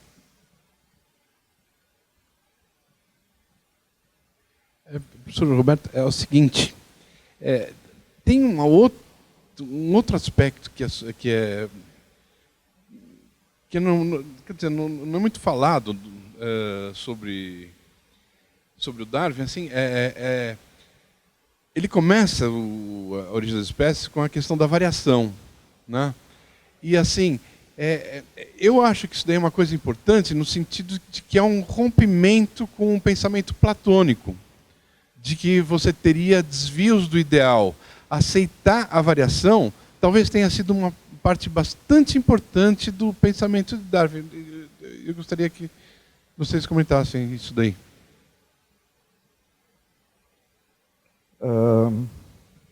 Aquele iniciozinho da origem das espécies, na época que eu dei cursos de História da Evolução, os meus alunos sempre ficavam muito incomodados com aquilo quando eu obrigava eles a pensarem sobre aquilo, porque lá a atitude do Darwin não é o que a gente aceita, né? Ele acreditava que quando os organismos estão submetidos a condições de vida diferentes, de alimentação, de clima, etc., isso desencadeia mudanças no sistema reprodutivo e isso vai produzir variações. Ele não pensa em mutações, no nosso sentido, né? Então tem muita coisa que, se a gente lê com atenção, né, não foram conservadas na teoria atual, né? E é claro que isso nos incomoda porque a gente gosta do Darwin, né? Nossa, mas ele dizia isso daqui. Dizia, né? Darwin não é o nosso manual atual, nem de genética, nem de evolução, né? As ideias dele eram completamente diferentes. Por isso que o que eu mais aprecio é realmente assim o modo dele trabalhar, porque se a gente vai analisar ponto por ponto o que ele está defendendo, é uma coisa estranha para nós, né? Quando a gente olha com cuidado, com os nossos óculos modernos para o que ele fez, é bastante estranho, né? Mas é o ponto de partida dele, né? E a questão de mudanças das condições de vida, ele considera como essenciais para desencadear uma variação. Eu queria só aproveitar, vou fugir um pouquinho do tema, para acrescentar uma ideia que me ocorreu agora há pouco, que talvez explique melhor para vocês por que um cara que ficou 30 anos no departamento de economia da FEA vai se ver falando sobre Darwin no aniversário, no cinquentenário do IB. Quer dizer, e na verdade não tem nada a ver nem com Adam Smith, nem com Malthus, nada disso. Só para ficar mais claro. Uma das correntes mais importantes da economia, do pensamento econômico contemporâneo, é o que a gente chama de economia institucional. A economia institucional é um pensamento que se preocupa em entender como é que evoluem as instituições entendidas como o quê? Como regras do jogo. Porque muitas vezes a palavra instituições é utilizada no sentido de organizações. Por exemplo, vira e mexe se fala aqui. Não, mas as instituições estão preservadas. Quer dizer, o que a gente pensa imediatamente? O STF, o Congresso. Não, assim, para os economistas, instituições são regras. E essas regras normalmente foram geradas por hábitos, costumes e assim por diante. Então, quando você tenta entender como é que isso muda, ou como é que isso evolui, você vai bater lá. Então, os primeiros economistas que fizeram essa ligação com o Darwin, eles pesquisavam principalmente a evolução da tecnologia. Eles estudavam as firmas e tentavam ver assim, bom, quais são as firmas que se dão melhor? Tem um processo seletivo entre as firmas? E tem a ver isso com a tecnologia? Qual que é a tecnologia? E aí eles descobriram que era muito semelhante. E eles começaram a dizer que existia um darwinismo aí, e aí eles nomearam isso de darwinismo parcial.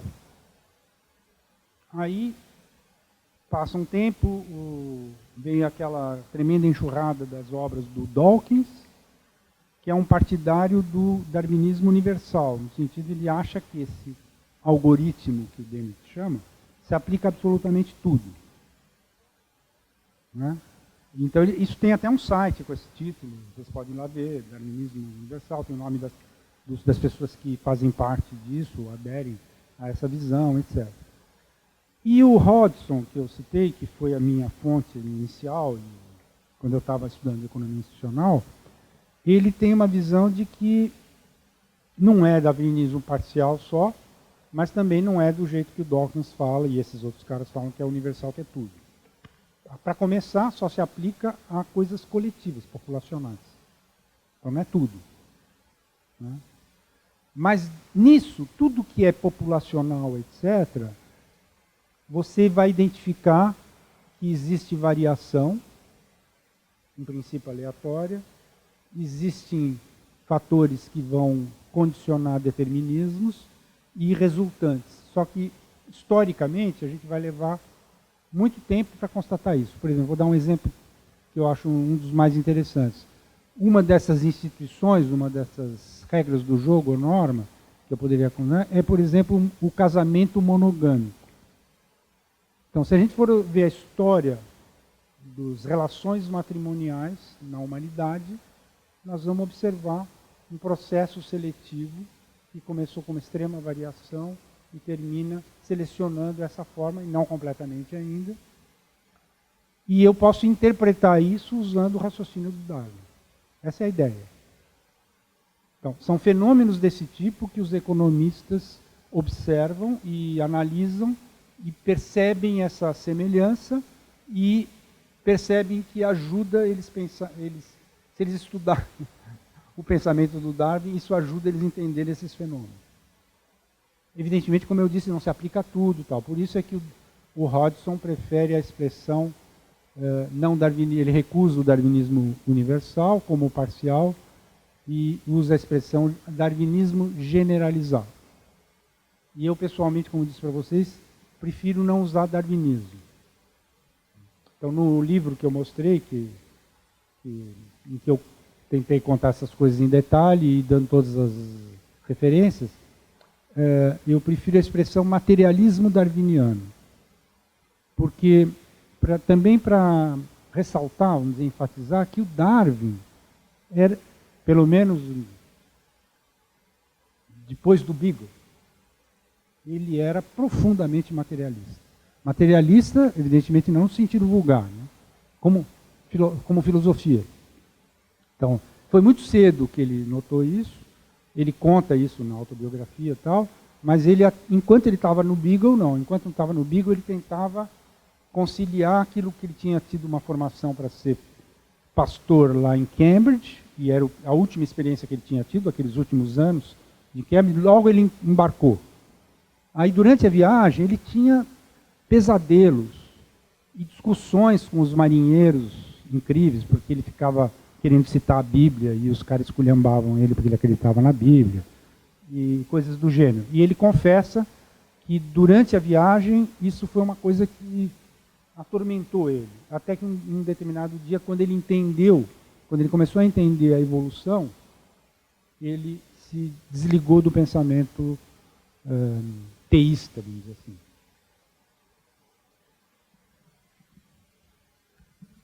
Mais questões? Bom.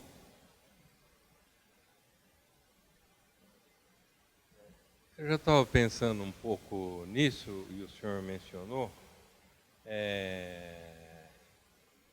em duas ocasiões. Primeiro, a sua preocupação de como isso é ensinado mais amplamente no ensino médio e tal, né? E agora esse conflito com as teorias religiosas, né? Com os pensamentos não científicos. Então era justamente isso que eu queria ver, se algum de vocês pudessem aprofundar um pouco mais, porque nós vivemos esse conflito, né? Porque acho que para a maioria dos biólogos, para muitas pessoas, isso é tão claro, né? Não há dúvida, não temos problemas em aceitar esse fato, que a natureza é assim, né? Mas isso não é geral, né? Então isso já para muitos é um pensamento comunista, né? É da esquerda assassina. Então nós temos esse conflito e várias vezes já aconteceu, inclusive em países desenvolvidos, né? Ser proibido o ensino da evolução, né? Ou de ser obrigatório o ensino de criacionismo. Então, apesar de ser uma pergunta assim bem tosca e não chega aos pés da filosofia de vocês, mas eu gostaria de saber a opinião dos senhores.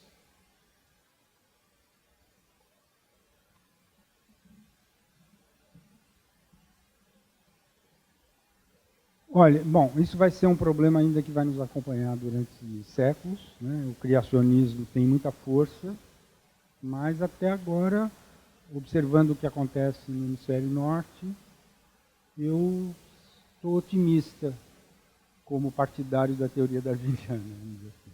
Eu acho que eles não... No Brasil é uma coisa um pouco difícil de aquilatar até, porque, veja bem, eu vou dar um exemplo de como a gente está distante disso tudo. No mundo inteiro se comemora uma coisa chamada Darwin Day, né? Observe no próximo, acho que é em fevereiro, né?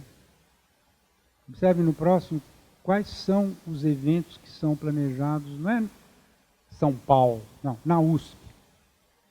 Se não me engano, aqui tem Darwin Day no IB, porque eu me lembro de um na veterinária. Que tem. Então, na veterinária. E tem também no museu lá, né? No museu eles fazem inclusive uma semana. Mas assim, é muito pouco, gente. O Darwin Day nos Estados Unidos, na maior parte das grandes cidades, é uma coisa assim que é tudo, todas as escolas, todo mundo para nesse dia para estudar. Nas escolas secundárias.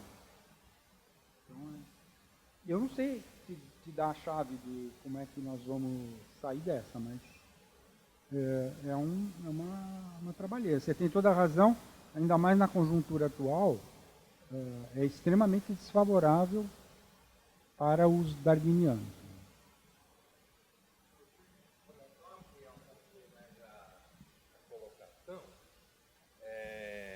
Porque eu acho que falta, na verdade, assim, para a população, para todo mundo, né, saber o que é ciência, né? O método de tomar decisões e tal. E aí, nesse caso ainda, que tem esse conflito religioso. Então, acho que esse é um desafio assim, para as universidades, para os pensadores, né? De como que nós vamos enfrentar ou contribuir, pelo menos minimamente, para que isso não... Porque eu vejo que está piorando, né? Eu tenho essa impressão. Então, talvez a gente pudesse, eu não tenho a solução, mas que a gente plantasse essa semente, né? De como que vamos ensinar a pessoa o que é ciência e outros pontos fundamentais, né? que faltam para as pessoas. Eu concordo que a situação está piorando muito, né, aqui no Brasil, e que vem de toda a própria mudança do domínio religioso no nosso país, né? Eu estudei, quando criança, num colégio de padres jesuítas, né? Não tinha o menor problema nesse colégio se ensinar a teoria da evolução, né?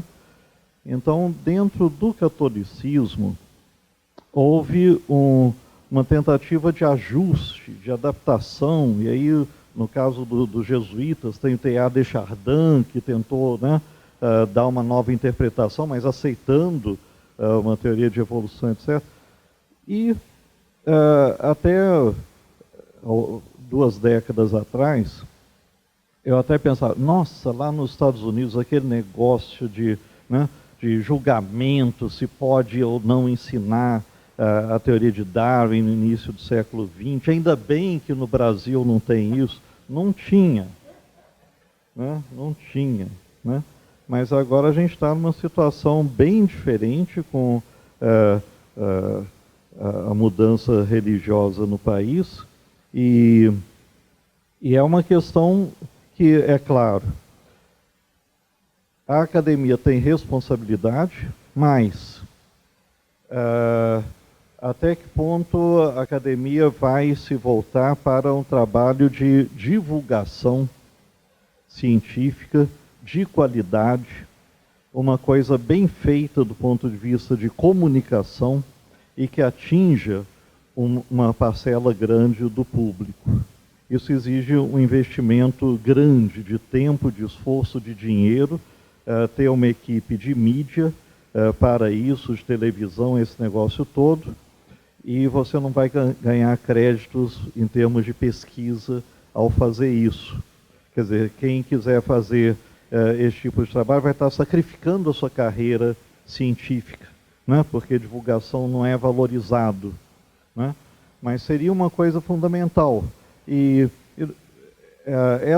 esse desprezo pela ciência atual, né, não é só de uma reação religiosa, mas tem todo o negócio da terra plana, né? Tem coisas desse tipo aí que, né, é absurdo a gente chegar nesse ponto em que a gente chegou de desrespeito pela ciência, pelo que foi construído ao longo dos séculos, e achar que você pode defender qualquer ideia absurda e tem tudo o mesmo valor, né?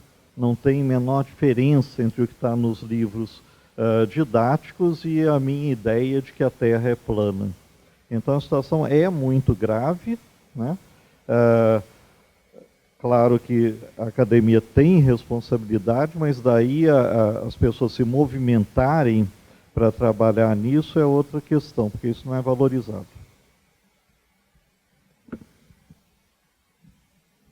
E eu só acrescentaria que, além dessa preocupação toda com a divulgação científica, e isso é um capítulo da divulgação científica, falta muito esforço dirigido à formação dos professores do ensino secundário, do ensino médio.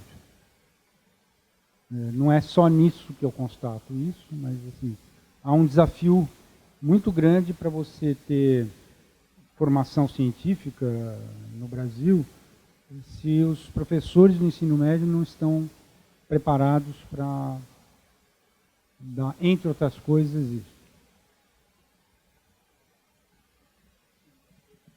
Maria Alice ia perguntar?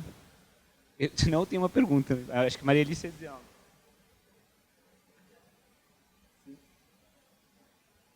Outras questões?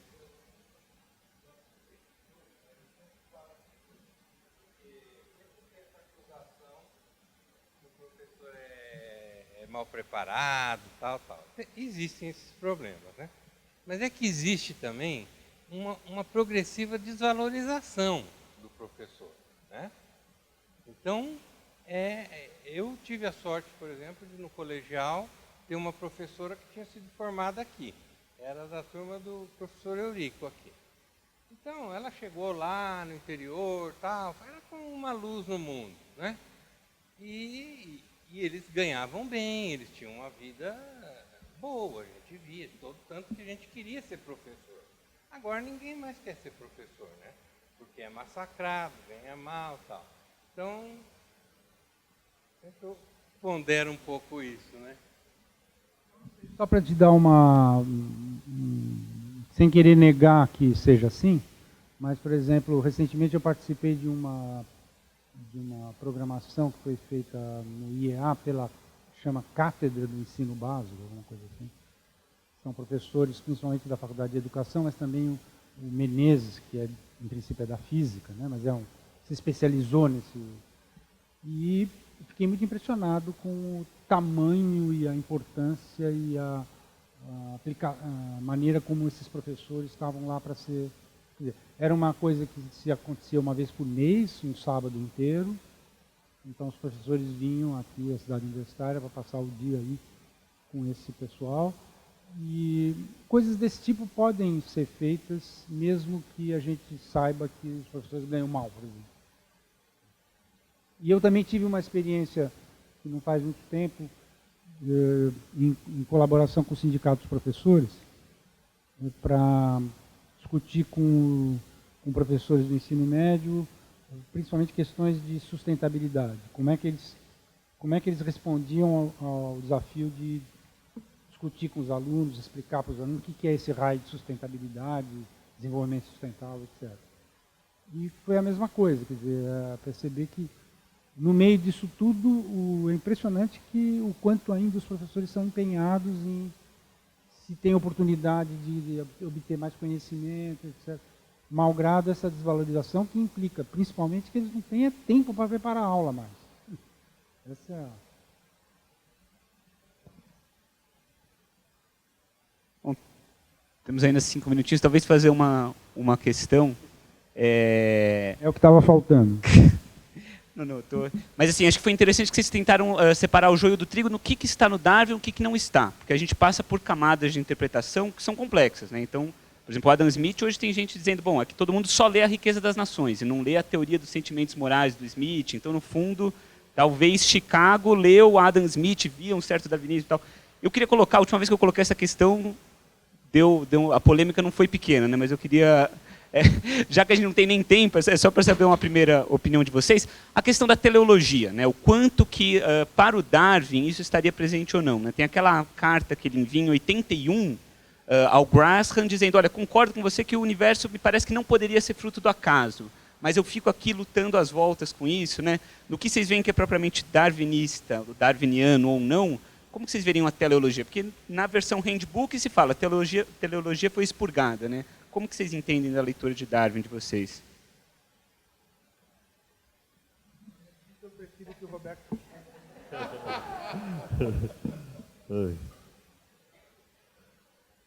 Tem tipos e tipos de teleologia, né? A teleologia que está o tempo todo presente no Darwin é muito parecida com a de Aristóteles.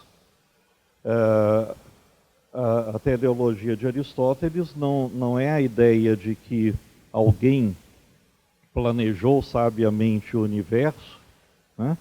Mas é simplesmente que nós, seres humanos, não podemos entender o universo se nós não perguntarmos para que serve determinada coisa.